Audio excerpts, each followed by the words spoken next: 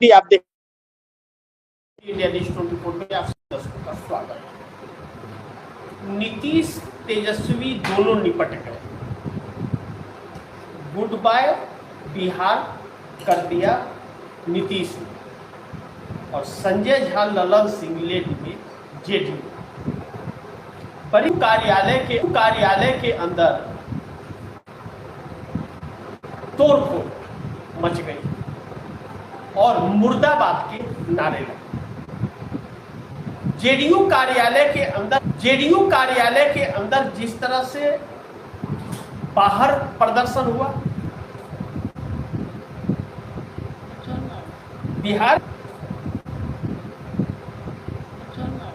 बिहार के अंदर जो इस वक्त हालात है वह शुभ संकेत नहीं दे रहे।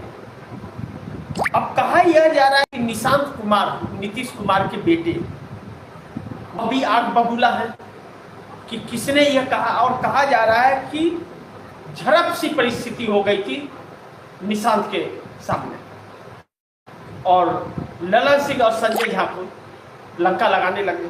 लेकिन ललन सिंह और संजय झा तो बिहार में कामयाब हो गए नीतीश कुमार को हटाने में। अब दर्शकों को यह समझना पड़ेगा कि जैसा मैंने कहा, नीतीश तेजस्वी दोनों निपट गए। भारतीय जनता पार्टी के साथ जो भी रहा सबको निपटा दी भारतीय जनता पार्टी। भारतीय जनता पार्टी ने जब शुरुआत की उद्धव ठाकरे के साथ महाराष्ट्र में, तो जो महाराष्ट्र जैसे शिवसेना को नहीं छोड़ा वह किसी और को क्या छोड़ेगी। उसके पहले चिराग पासवान को निपटा चुकी थी, उनकी पार्टी छीनवा दी थी, उनके पिता की बनाई हुई पार्टी उनके चाचा पशुपतिनाथ पारस के हाथ सौंप दी षड्यंत्र करके उनके निधन के बाद। और उसके बाद में इसके कारनामे चालू हुए। नीतीश कुमार आंखों की किरकिरी बने हुए थे भारतीय जनता पार्टी के लिए, क्योंकि पलटू राम के नाम से जाने भी जाते थे।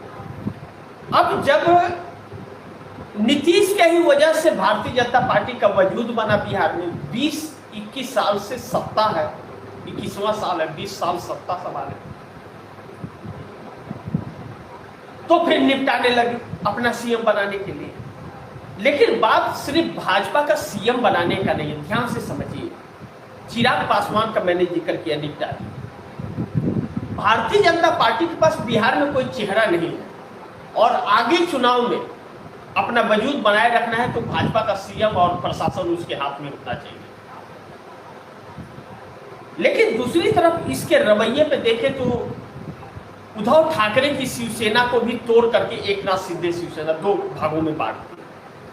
शरद पवार जो भारतीय जनता पार्टी से दूर थे, इंडिया गठबंधन के हिसाब से, उनको तोड़ दी, दो भागों में कर दिया। नवीन पटनायक उनको खत्म कर दिया। वाईएसआर जगनमोहन रेड्डी आंध्र प्रदेश में, उनको खत्म कर दिया। जयंत चौधरी उनको खत्म कर दिया।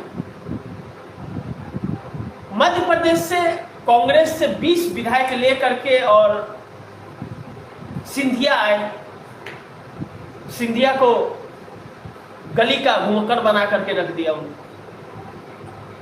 बचे हुए थे नीतीश, लेकिन नीतीश को निपटाने के पीछे जो खेल था, पहले तेजस्वी को निपटा कि वो ज्यादा ताकतवर न रहे, जिसको चुनाव में निपटा दिया। अब तेजस्वी यादव न 13 में न 56 में किसी में भी नहीं रहे, बल्कि लालू प्रसाद यादव का पूरी राजनीतिक दल आने वाले चुनाव में समाप्त हो जाएगा अगर भारतीय जनता पार्टी का मुख्यमंत्री बिहार में बन गया। और नीतीश के न रहने पर बिहार में कोई सिंपैथियां भी उन्हें नहीं मिलेगी और हर एक आवाज पर पाबंदी होगी। जिस तरह तेजस्वी यादव को डरा धमका करके लालू प्रसाद यादव को, इन लोगों को बैकफुट पर रखा गया और कांग्रेस के साथ भी इन लोगों ने दगा किया। खुद कंप्रोमाइज होकर के इन लोगों ने अपना तो नुकसान किया ही, कांग्रेस के भी वर्चस्व को नहीं बनने दिया। अब ऐसे में अब तेजस्वी यादव की तो राजनीति खत्म हो गई, नीतीश कुमार की पारी समाप्त। अब इस बात को लेकर के जेडीयू के अंदर बवाल हो गया है। ललन सिंह, संजय झा यही दो हैं और इनका खुल करके विरोध हो रहा है और कहा जा रहा है कि ये दोनों गद्दार हैं, मुर्दाबाद के नारे लगाए जा रहे हैं जेडीयू के कार्यकर्ताओं के द्वारा। अब वह नेताओं का घेराव भी कर रहे हैं और सवाल पूछ रहे हैं कि कैसे आपने ये किया। अब इसके बाद निशांत कुमार से भी चटक भटक हुई है ललन सिंह, संजय झा से कहा जा रहा है, लेकिन नामांकन आज भर दिया नीतीश कुमार ने। तो क्या नीतीश कुमार वाकई मानसिक तौर पर बीमार हो चले हैं या इनको बनाया जा रहा है? लेकिन पिछले दिनों जो उनका एक्टिविटी उनकी थी ऐसी तो नहीं थी। तो अब जेडीयू जब कार्यकर्ताओं ने विरोध कर दिया और मजबूत कार्यकर्ताओं ने जो वोट ले करके और जुटाते हैं और ले आते हैं और भीड़ जुटाते हैं, तो क्या अब दो फाड़ में बट जाएगी जेडीयू? खत्म समझे इसको, नवीन पटनायक जैसे खत्म हो गए, जैसे उद्धव ठाकरे को तो पूरी तरह से खत्म नहीं कर पाए लेकिन विधानसभा में खत्म हो गए वो, और लोकसभा में कांग्रेस की वजह से उनके नंबर आए, नहीं तो नंबर नहीं आया होता उनका। तो अब ऐसे में नीतीश का आने वाले वक्त में क्या फैसला होगा यह तो बहुत महत्वपूर्ण है। लेकिन कहा जा रहा है कि नीतीश को ले डूबी बीजेपी, जेडीयू कार्यालय में तोड़फोड़ हुई है। जो निशांत कुमार आ रहे थे तो खाने पीने का सारा व्यवस्था किया जा रहा था, सब प्लेट तोड़ करके सब खाना वाना फेंक दिया जमीन पे, लोगों ने कुर्सियां तोड़ी, खूब जम करके बवाल काटा कि नीतीश कुमार ही सीएम रहेंगे बिहार के और भाजपा का अगर सीएम बना तो अच्छा नहीं हो। यानी कि एक नया ही विरोध बिहार के अंदर अब चल पड़ा है। अब नीतीश ने क्यों नामांकन किया अभी तक जिसका कोई सुगबुगाहट भी नहीं थी, या नीतीश को जबरदस्ती करवा दिया गया, तो उसमें ललन सिंह और संजय झा साथ तौरते हैं और ललन सिंह संजय झा भारतीय जनता पार्टी से मिले हुए हैं। इसका मतलब यह है कि अब जेडीयू या तो पूरी तरह से भाजपा की हो जाएगी या जेडीयू दो फाड़ में हो जाएगी या भाजपा का साथ छोड़ देगी। यह तो अब वक्त बताएगा। लेकिन उन कार्यकर्ताओं का क्या रूप होगा जो आज बवाल कर रहे थे और सवाल खुल करके पूछ रहे थे बाहर से अंदर तक कार्यालय के अंदर, और नेताओं को घेर के बैठाए थे। अब क्या हुआ, कार्यकर्ता जो नीतीश के हैं, भारतीय जनता पार्टी अपना बनाएगी यह निश्चित है। मैंने जब शपथ ग्रहण होने के वक्त भी बोला था मैंने कि अपने कार्यक्रम में कि पश्चिम बंगाल चुनाव के पहले भारतीय जनता पार्टी अपना सीएम बनाने के लिए भरपूर प्रयास कर रही है, और आज सही हो गई वो बात। अब या तो नीतीश साथ रहे या तो नामांकन वापस ले ले और साथ छोड़े, जो बहुत ही मुश्किल लग रहा है इस वक्त। लेकिन ललन सिंह और संजय झा ने गद्दारी तो की है नीतीश के साथ, और बीजेपी का खुल करके अब विरोध बिहार के अंदर जेडीयू के कार्यकर्ता कर रहे हैं। महत्वपूर्ण यह है कि भारतीय जनता पार्टी अपने असली चेहरे को और रंग को दिखा ही देती है, वह मानती नहीं है, और इसे एक नजरिए से और भी देखा जा रहा है जो बड़ी महत्वपूर्ण है।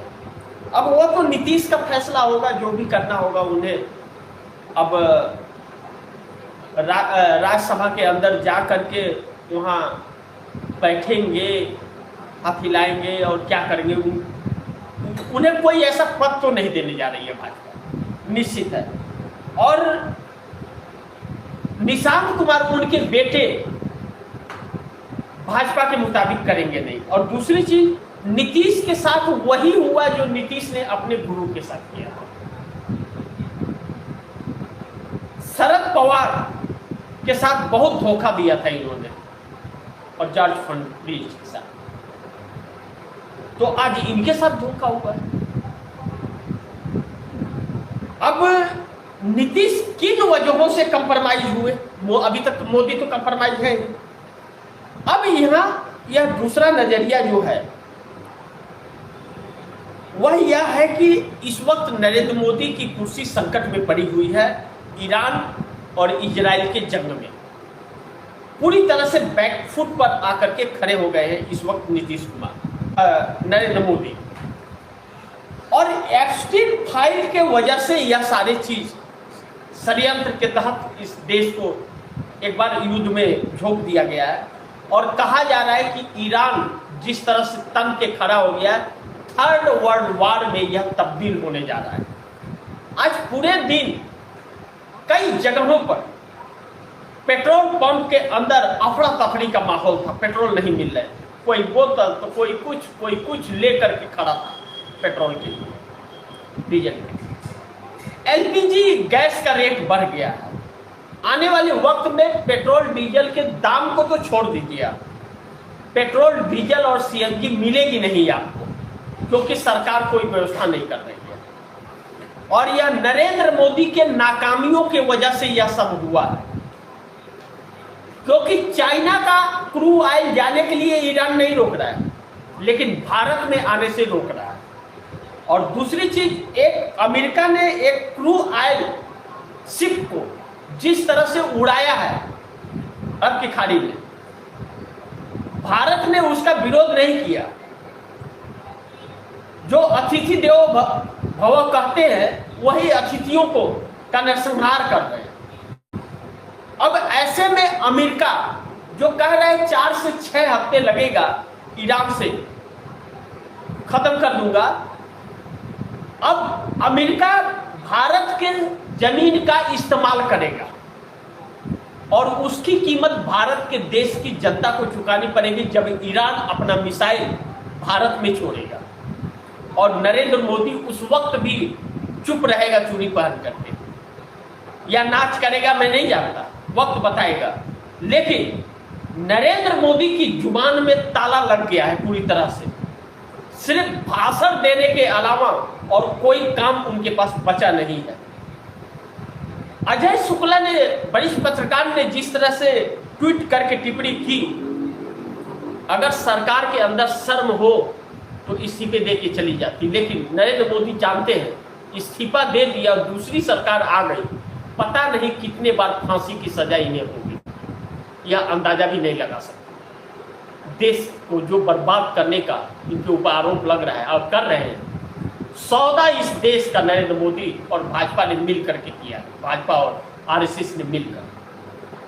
और यह सब कुछ बहुत बड़ा षड्यंत्र किया जा रहा है। इस देश से बहुत कुछ सच्चाइयां छिपाई जा रही है। तबाही का मंजर 1 हफ्ते 10 दिन के अंदर एक एक इंसान को दिखने लगेगा। फिर कहते हैं ना, तब पछताए होत है क्या जब चिड़िया चुन गई खेत। अभी नीतीश कुमार छोड़िए, नीतीश कुमार को नहीं हटाया गया है, सीएम कुर्सी से हटाया जा रहा है। नरेंद्र मोदी के प्रधानमंत्री की कुर्सी को बचाने के लिए नीतीश को हटाना जरूरी था, क्योंकि 12 सांसद अब शिकंजे में आ जाएंगे भाजपा में, या फिर पार्टी 2 भागों में बट जाएगी। देखना बहुत महत्वपूर्ण होगा कि इसका परिणाम किस हद तक जाता है। तो थोड़ा इंतजार कीजिए, बहुत कुछ तस्वीर सामने आने वाली है और अब असली समस्या शुरू होने वाली है। तो इसी के साथ आप दर्शकों से इजाजत चाहूँगा, अगली खबर के साथ फिर हाजिर होऊंगा। लेकिन आप दर्शकों की क्या राय है, क्या सुझाव है, कमेंट बॉक्स में जरूर दीजिएगा। इस खबर को ज़्यादा से ज़्यादा शेयर कीजिए, अपने दोस्तों को भी कहिए आगे शेयर करें। और आपने अगर टीएमटी इंडिया न्यूज़ 24 को सब्सक्राइब नहीं किया, सब्सक्राइब कर लीजिए। अपने दोस्तों को भी कहिएगा टीएमटी इंडिया न्यूज़ 24 को सब्सक्राइब करें। मिलते हैं अगली खबर के साथ, तब तक के लिए नमस्कार।